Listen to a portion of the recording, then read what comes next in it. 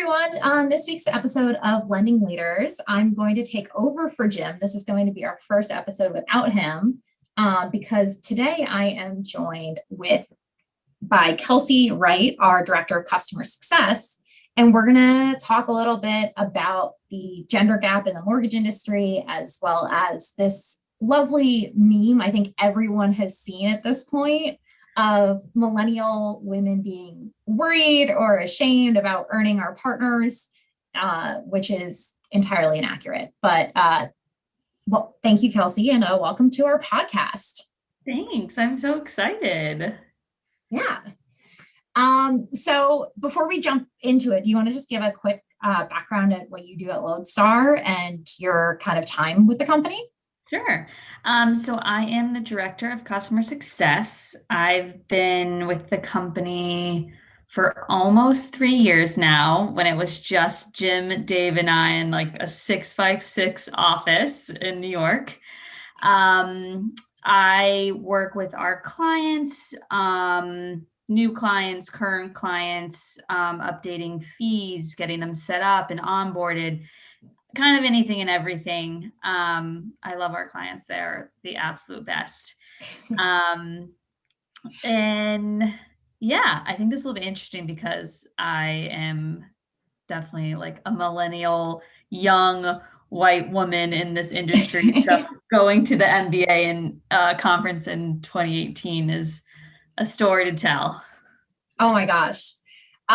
So I think actually we'll jump right into that and then hop on over. So I have yet to go to a conference and I'm so excited to with this company. But I've heard a lot about kind of be prepared to be the only female in the room. Yeah, Conversations. It was very, a lot of questions of, oh, how do you feel being young and a woman here today? I literally got that asked so many times, and I was only there for like 3 days. It was definitely something I'd never ever like pictured or been in that world.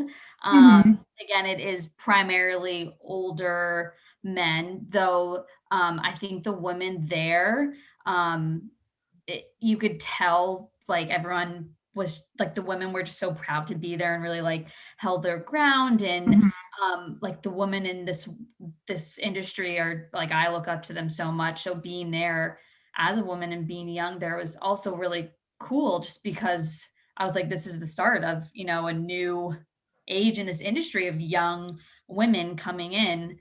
Mhm. And of course, everyone, men, women included, we're all supportive of one another. But yeah, it was definitely a an experience that I'm excited to keep moving forward, and I'm excited to keep going to conferences too. Yeah, I think I'm definitely excited to go to a conference and kind of compare it to. I came from the hospitality industry, and especially on the event planning side in the hospitality industry, it's very female focused. I sat on a board, and out of our 16 board members, only for 2 years I was on the board, only one member was male. And then for my last year, only two members were male, which is basically unheard of in most other industries.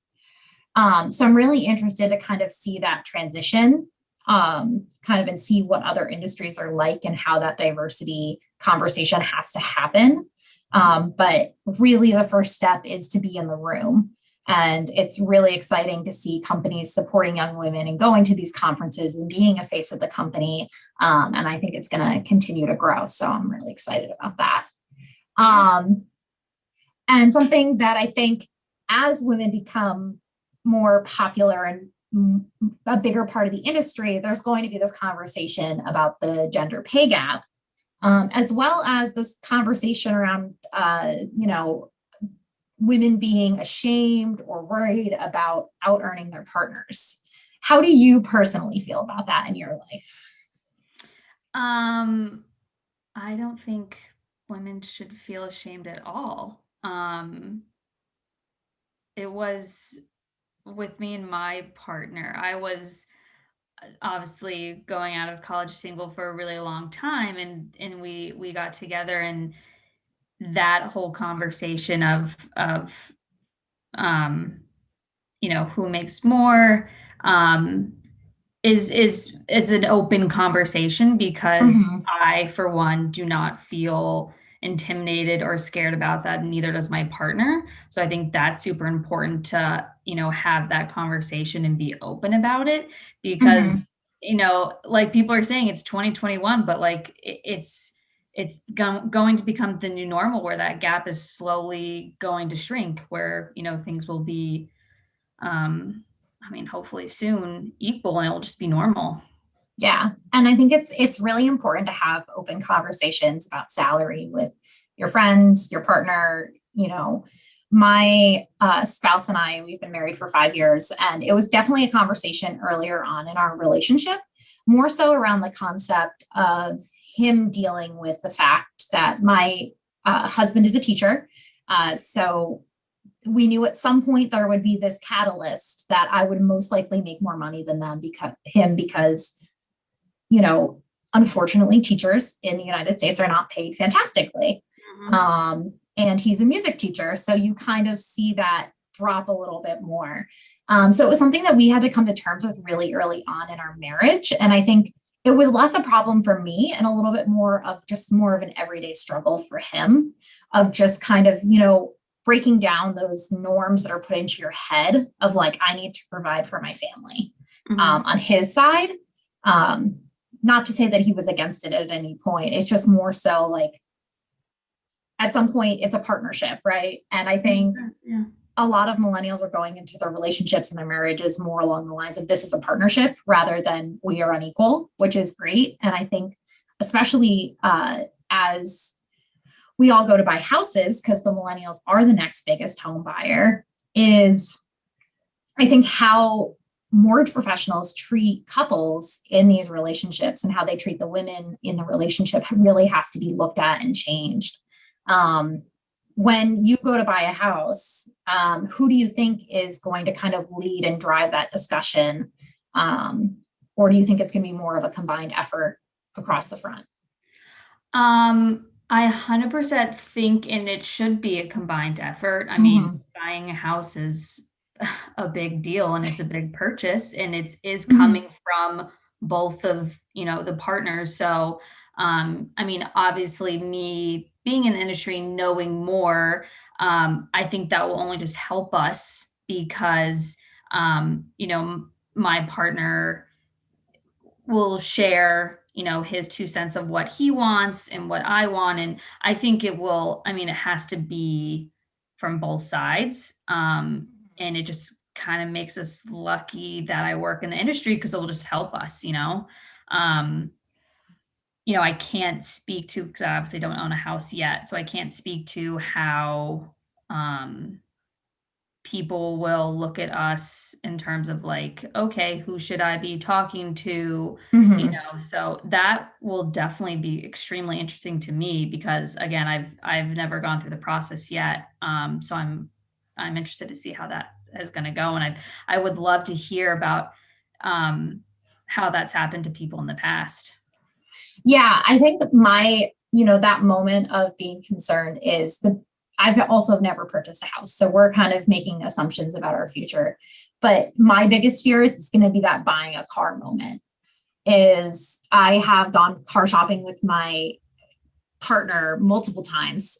We've purchased two cars. Well, we were both there. One was my car, one was his car. Um, when we're going into the conversation, we were not at a point where we had joint finances when we purchased my car. It was my decision. And I was kind of, I think every woman has a story of a car dealership just not talking to her and only talking to the man next to her. And I think that is my biggest concern going into the mortgage buying process. And I think it's really important to work with an LO and a team that is willing to recognize you. Because I know, especially in my partnership, it's going to be a lot of I am the one that does the paperwork and the finances and all of that. And it's just how we've decided to manage our partnership. So while choosing the house and making that decision will definitely be a joint venture, but filling out all the paperwork and answering all the questions will most likely be more on my side of the process. So I'm really interested to see kind of how my team of LOs and settlement agents really treat that relationship as well. Yeah, 100%. I think That's the same in my relationship. I definitely do most of, finances just because I like to do that, and my Yeah. partner's giving me that support. I think support in Hmm. this entire, mortgage industry, buying a house, buying like that, even gender gap, like that support is like huge. And I'm Hmm. extremely fortunate to have that where, unfortunately, I don't think many people do. Hmm. Um, so yeah, I think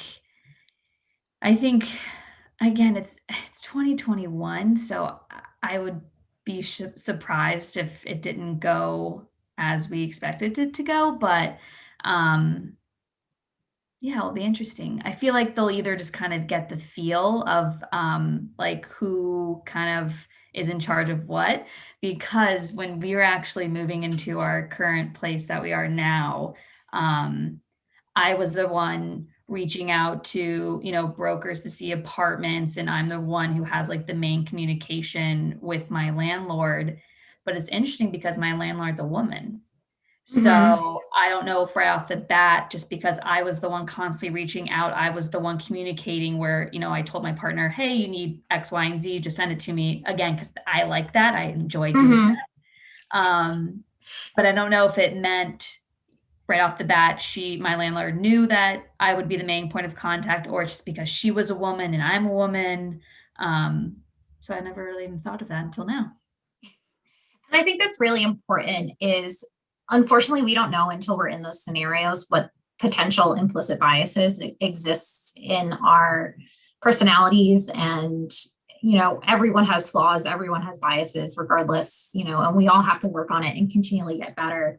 And I think it's just really important to continually inspect what you expect from your teams and really, look around and say, okay, is my team doing what I expect them to do? And it's something here at Lodestar we care a lot about, for sure. Absolutely. Absolutely. Not to go into like a hard sales pitch because we don't do this on this podcast, but just check out our website, check out Mortgage Yeah, Sentinel. It's what we do. you get to work with me. You get to work with Kelsey. Well, thank you so much, Kelsey, for taking time out of your day to sit down with me and kind of chat about this. One more thing that I'd like to promote, if you've made it to the end of this and you happen to be a lender in the Washington State area, Kelsey will be joining us at an upcoming event on the 22nd of this month to talk about the upcoming Washington reporting fee change. And we'd love to see you there. If you have any questions, please send them over to us. We'll also email that out so everyone in our Washington lender district can interact with that. So thank you so much for your time, Kelsey. And anything else you want to share with our audience before we log off? I don't think so. I'm excited to be here. Awesome. Well, thank you so much. And Thanks. thank you everyone for listening, and we'll see you all next week.